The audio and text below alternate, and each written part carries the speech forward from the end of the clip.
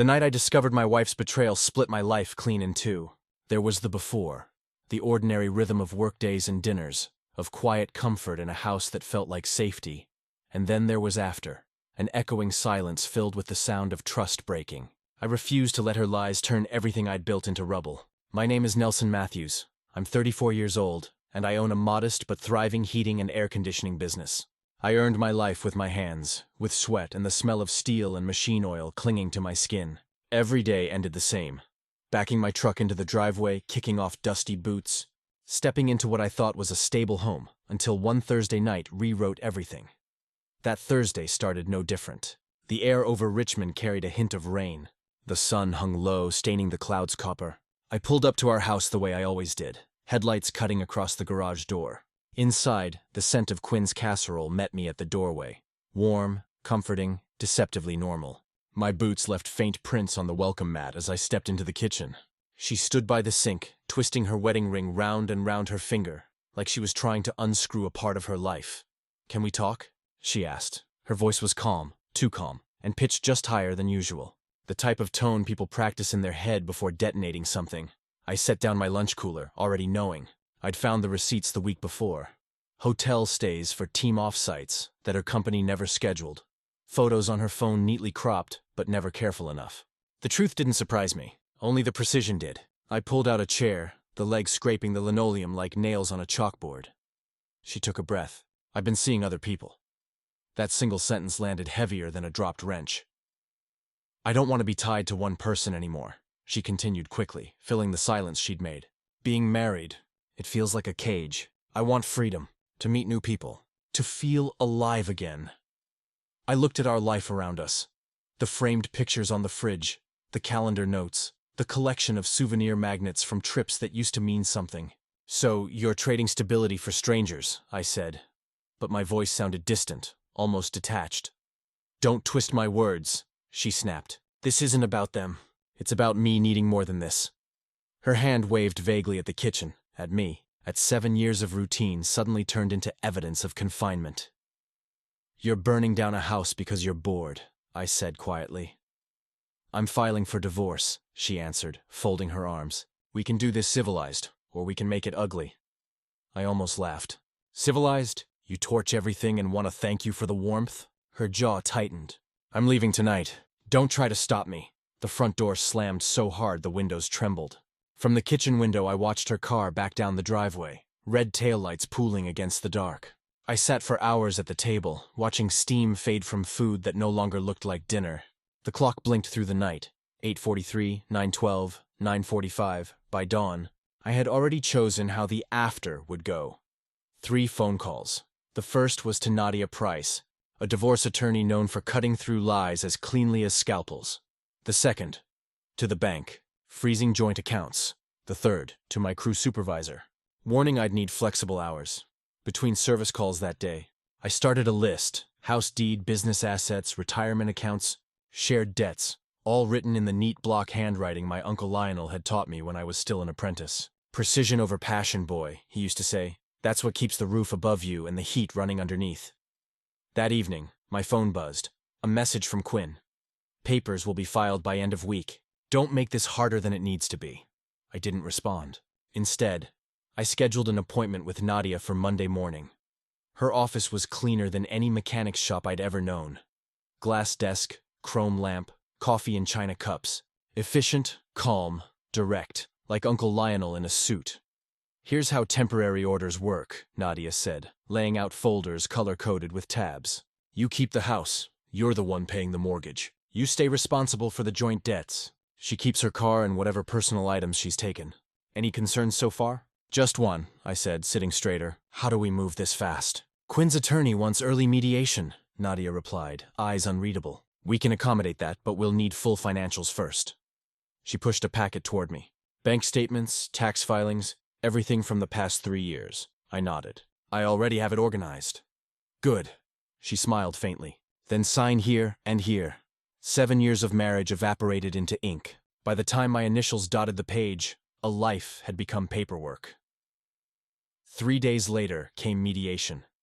The room smelled faintly of coffee and artificial pine polish. Quinn sat across the table, looking like she'd slept easily every night since she'd left. Same careless poise, same smirk. "I gave you the best years of my life," she said. "I deserve compensation." "You walked away," I reminded her. "Freedom costs something, usually money." "You wanted freedom? You get the bill along with it," she scoffed. "Such a businessman. Numbers, numbers, numbers. What about wasted years? My chances?" "You didn't waste years," I said evenly. "You traded stability for novelty. There's a word for that. Choice."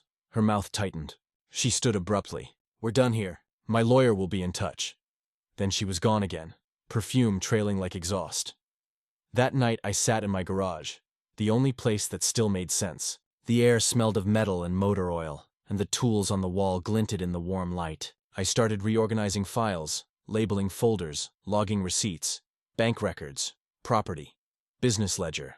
Every sheet in its place. Uncle Lionel would have approved. At 11:43, my phone lit up on the workbench. Trina Caldwell, the executor of Lionel's estate. "I'm sorry to call so late," she said. "There are matters we need to discuss about your uncle's will. Can you meet tomorrow at 9? I looked at the framed photo hanging above the tool rack. Me and Uncle Lionel on the day I opened my business, his grease-covered hand on my shoulder. "Of course," I told her. "I'll be there." Sleep didn't come easily that night. I played back every word from Quinn, every lesson from Lionel, each one stacking into plans and contingencies. "Order could save you," Lionel had always said. "Order could rebuild what emotion broke." Trina's conference room was polished mahogany and sunlight, too formal for a conversation that heavy. She settled behind a large binder marked Matthews Estate. "Nelson," she began, voice careful, "I'm going to need you to take a deep breath before I continue." She adjusted her glasses, watching the confusion flicker across my face. "Your Uncle Lionel left his entire estate to you. Current valuation is roughly $13 million. For a moment, the air thinned so fast I thought the room's pressure had changed. Lionel, quiet, hard-working, meticulous, had left everything. I pictured him in his workshop, tracing lines across blueprints, muttering about efficiency. I remembered him saying, "Precision lasts longer than pride." "That can't be right," I managed. He didn't have that kind of... "It's not just possible," Trina said, flipping open the binder. "It's done. The estate includes his HVAC warehousing business, 4 commercial properties, and substantial cash assets. All moved into a trust, under your name." She slid the papers closer. Seal embossed, signatures in neat blue ink. My fingers traced the edges. "What do I need to know about handling this?" Trina smiled faintly at the question. The first sign of approval since I'd walked in. "Smart question." And just like that, between one decision and the next, after began to take shape, not with yelling or vengeance, but with order, patience, and the quiet click of another signature that would change everything. Trina nodded approvingly. "First rule, keep everything separate. No mixing with personal accounts. No combining with business funds. The trust needs its own accounts, its own paper trail." She tapped a yellow legal pad. "I've outlined the basic requirements. Given your current situation, maintaining clear boundaries is crucial." The weight of those words settled heavily. Quinn. Of course she'd try to claim a piece of this. "The separation date is already filed." I said, "That matters, right?" "It helps," Trina confirmed, "but you'll need to be meticulous. One wrong transfer, one mixed deposit, and things get complicated." She handed me a business card. "This is David Zhang, the trust's accountant. Call him tomorrow. He'll help set up the proper accounts." I left Trina's office with a briefcase full of documents and a head full of numbers. 13 million. The kind of money that changes everything or destroys everything depending on who's reaching for it. That night, my phone buzzed while I was reviewing the trust paperwork. Quinn's name lit up the screen. "I heard about Lionel," she said, her voice carrying that false sympathy she used when angling for something. "I'm sorry for your loss." "Thank you," I replied flatly. "Such a shock about the inheritance," she continued. "Looks like we'll have more to divide after all." My grip tightened on the phone. "The inheritance is separate property, Quinn. You know that." She laughed, the sound sharp and hollow. "Courts don't always see it that way, Nelson. Especially with amounts this size. Besides, I was there all those years you worked with Lionel. That counts for something." "No, it doesn't," said. "But I'm sure you'll try to make it count anyway." "Don't be bitter," she chided. "It's just business, right? Isn't that what you always say?" The call ended and I stood in my driveway, phone still pressed to my ear, watching the sunset paint everything in shades of amber. The same colors that used to fill Uncle Lionel's workshop when we'd work late. Him teaching me that anything worth building was worth protecting. I walked into First National with a stack of trust documents and Uncle Lionel's death certificate tucked under my arm. The bank manager, Mrs. Santos, had cleared her morning schedule after Trina called ahead. Her office smelled like coffee and fresh paper. "We'll set this up exactly right," Mrs. Santos said, fingers moving efficiently across her keyboard. "Spirate trust account, no connection to personal holdings." She glanced up at me. "Trina mentioned you wanted everything documented thoroughly. Every detail," I confirmed.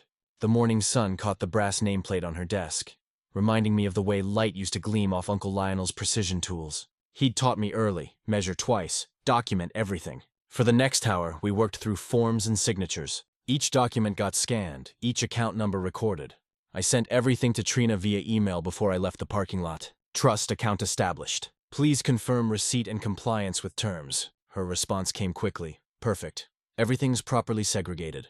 Keep maintaining this level of documentation." 3 days later, I sat across from Quinn in the mediator's beige conference room. She dressed for battle in a sharp blazer, her wedding ring conspicuously absent. "Let's discuss the inheritance," she opened, leaning forward. $13 million is life-changing money. Money that came because of connections built during our marriage. "The inheritance is separate property," I said. "You know that I gave you my 20s, she shot back. "I wasted my best years tied down to you playing house while you worked with your precious uncle. I won't walk away with nothing." The mediator shifted uncomfortably as I met Quinn's gaze. "You walked away because you wanted freedom," I said evenly. "Freedom doesn't come with a payout." Quinn's eyes narrowed to slits. "You self-righteous." She caught herself, straightened her blazer. "Fine. We'll let the judge decide what's fair." She grabbed her purse and stormed out, leaving the door vibrating in its frame. That evening, I sat in Nadia Price's office, updating her on the failed mediation. She reviewed my bank documentation with approval. "The law is clear on inheritance," Nadia assured me, setting down her reading glasses. "As long as you maintain these boundaries, the trust stays protected." She tapped my folder of bank records. "But Quinn's reaction concerns me. When people feel entitled to money, they often escalate." I nodded, thinking of Quinn's fury and mediation.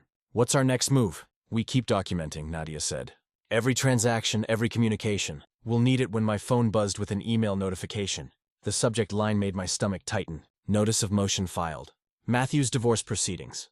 Nadia read it over my shoulder. Quinn's attorney was moving to classify the inheritance as marital property, claiming it derived from relationships and business connections developed during the marriage. "Right on schedule," Nadia murmured, already reaching for her legal pad. "They're asking for an emergency hearing. Looks like Quinn's done playing nice." The courthouse air conditioning hummed overhead as Judge Gutierrez adjusted her reading glasses, reviewing Quinn's motion with the measured pace I'd come to appreciate. Morning light filtered through tall windows, casting long shadows across the polished floor. My hands stayed steady in my lap, but my collar felt tight. "Ms. Price," Judge Gutierrez said, looking up at Nadia. "Please proceed with your response." Nadia rose smoothly, her burgundy suit jacket catching the light.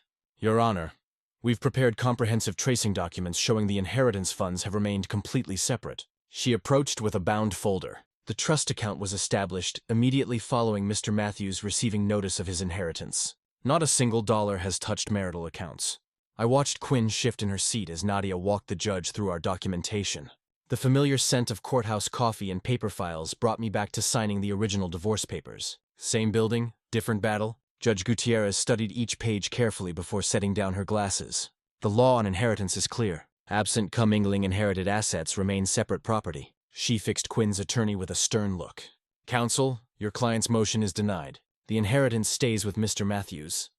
Quinn's glare burned across the courtroom, but I kept my eyes forward. The victory felt clean, earned through paperwork rather than drama. Just how Uncle Lionel would have handled it. Later that evening, I drove out to Lionel's warehouse. The sunset painted the metal siding orange, just like it used to when I'd visit him after work. Inside, the familiar smell of machine oil and concrete wrapped around me. My footsteps echoed as I walked to his old office, now mine. The desk calendar still showed the month he died. I hadn't changed it yet. Opening the top drawer, I found his neat stacks of inventory sheets, each one marked in his precise handwriting. A lump formed in my throat as I remembered him teaching me his filing system. "Everything in its place, kid. That's how you keep your life straight." My phone buzzed, Nadia calling. "Good result today," she said when I answered. "Thanks to your prep work," I replied, settling into Lionel's chair. The leather creaked just like it always had. "Don't relax too much," she cautioned. Quinn's attorney looked ready for round 2. "Keep everything documented, every penny tracked." "Always do." I glanced at Lionel's old ledgers, learned from the best. The warehouse felt different as I locked up. heavier somehow with both responsibility and purpose. The drive home took me past the diner, where Leonol and I used to grab breakfast before inventory days. Those mornings taught me more than just business. My porch light was on when I pulled in, casting a yellow circle on the concrete. Something white caught my eye. An envelope propped against my front door. No return address, just my name and unfamiliar handwriting. Inside was a single page. What looked like a screenshot of my business account showing balances I knew weren't real. Numbers had been added, digits changed across the bottom in harsh black ink. See you in court.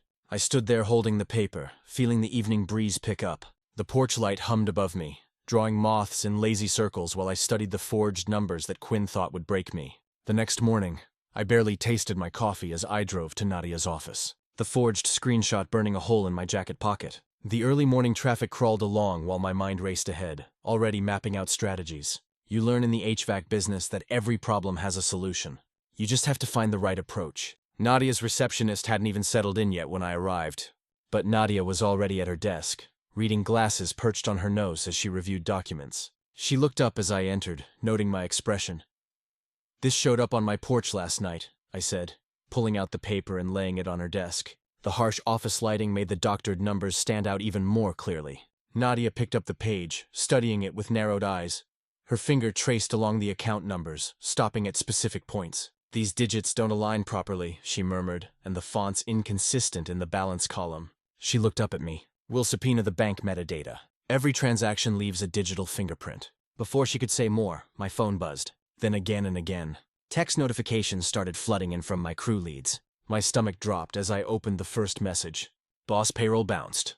Bank says accounts are frozen." I stared at Nadia. "What's happening?" She was already typing on her computer. "Quinn filed an emergency motion this morning, claiming evidence of hidden assets. Judge Gutierrez granted a temporary freeze." Her jaw tightened. "It's a dirty trick, but effective. They're trying to force a settlement by threatening your business operations." The next few days blurred together. I spent hours in my garage office taking calls from worried employees, promising them we'd sort this out. The familiar smell of motor oil and metal should have been comforting. But now it just reminded me of payroll I couldn't process. My crew deserved better than this. "Just hang in there," I told Miguel, one of my best technicians. "I've got proof this is wrong. We'll have it fixed soon." But I could hear the worry in his voice. He had kids to feed. Around midnight on the third night, I was reviewing security logs, something I'd started doing regularly since Quinn moved out. The cursor blinked as I scrolled through connection attempts to my home network. Then I stopped. There it was, a login at 1:13 a.m. from an IP address. I recognized Quinn's new apartment complex. My hands were steady as I pulled up the access logs for my cloud drive where I kept business documents. Same timestamp, same IP address. She'd logged in to get the original screenshot before doctoring it. The security camera in the corner of my garage office blinked its steady red light as I held the forged printout. The paper trembled slightly in my grip, not from fear, but from the pure satisfaction of catching her red-handed. "Got you," I whispered, watching the tread light blink. The camera caught every word, every timestamp, every piece of evidence we'd need. She thought she was so clever, breaking into my files to create her forgery. But she forgot one thing. In my line of work, you learn to document everything. Every service call, every part replacement, every system check, and apparently every betrayal too. The deposition room felt smaller than it was. All beige walls and recycled air. I sat next to Nadia, watching Quinn sweep in with her attorney, like she was entering a dinner party rather than a legal proceeding. The court reporter adjusted her equipment while Quinn smoothed her blouse, that familiar smirk playing at the corners of her mouth. The smell of coffee from someone's paper cup reminded me of mornings at our kitchen table. Back when I thought promises meant something. Amazing how memories can turn bitter so fast. Nadia waited for everyone to settle, then pulled out a manila folder with deliberate precision. "Ms. Matthews," she began, sliding the screenshot across the table. "Do you recognize this document?" Quinn barely glanced at it. "That's not mine." "Interesting." Nadia's voice was calm as spring water because this photo was taken in your kitchen.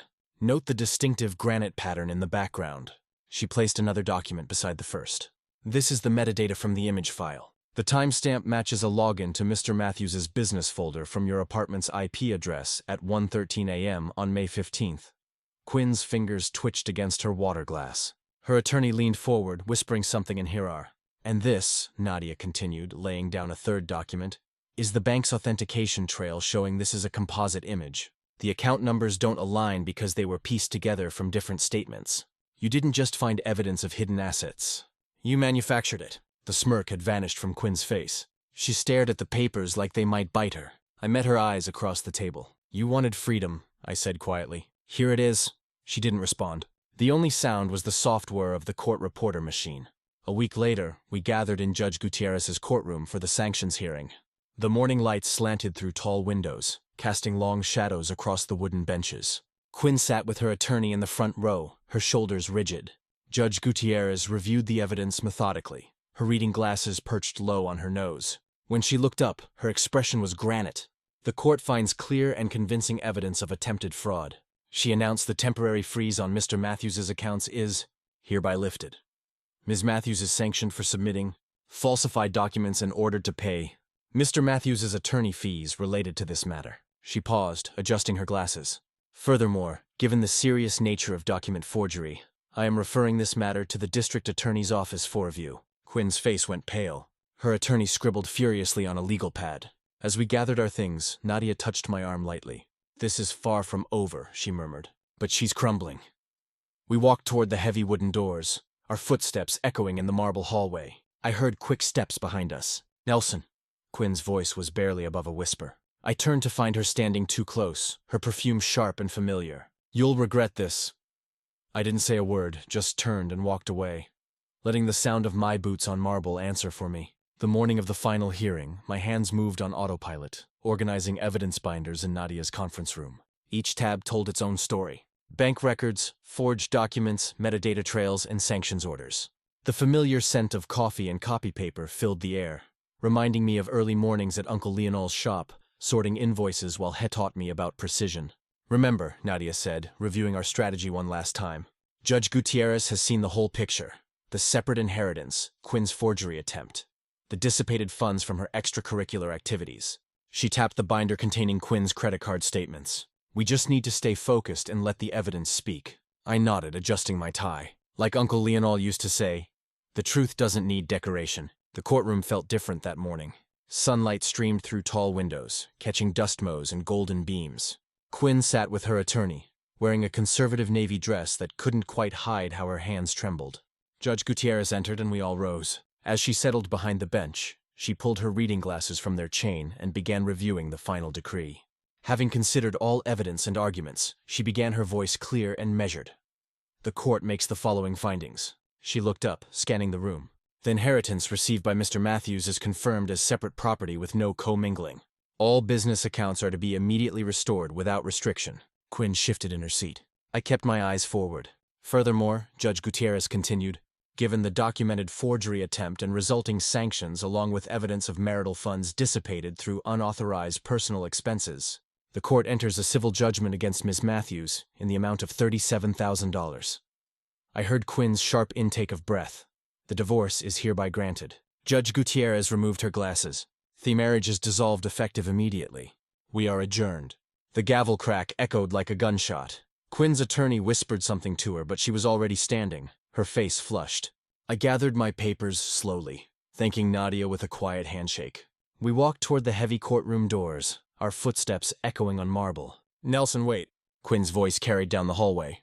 I turned to find her hurrying toward me, her heels clicking frantically. Please think about us. Her voice cracked. Don't leave me with nothing. The fluorescent lights cast harsh shadows across her face.